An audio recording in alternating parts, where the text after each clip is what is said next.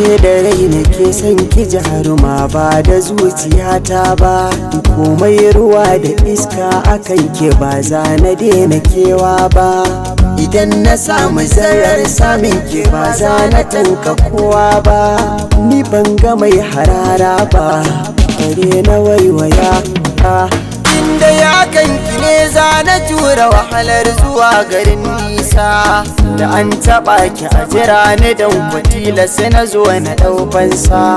Jimirin jiran ki dai don ki zo na kalle kikin biyar Hausa, siri na rayuwa ta ke ce kawai da kin kira da na amsa.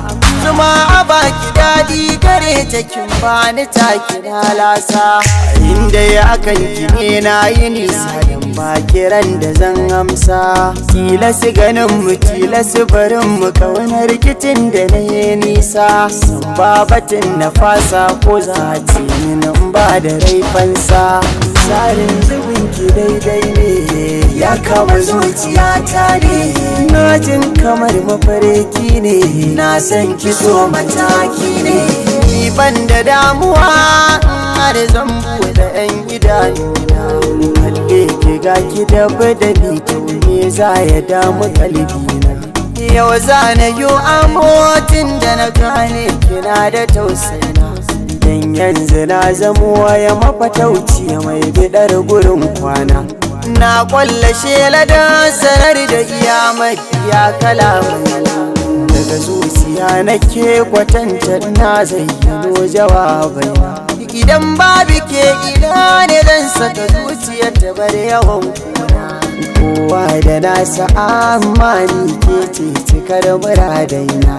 Yau gane an ruwa kusa da kada zo ki ce cikar kona, komai da mafita kar da ki saba da furta ban kwana. Na ji na gani yadda nake son ki ya fi ƙarfina, na san a duniya da wanda yake jin duka tunanina.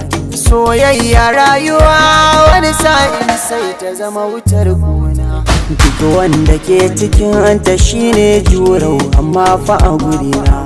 So na faranta rai da ruhi ya sa ka zama kamar sarki, kuma rayuwa da so misali naina kama da a mafarki. Samari mi haƙuri idan har mun samu so mu sa sauki, mata mi haƙuri idan har mun samu so mu sa sauki.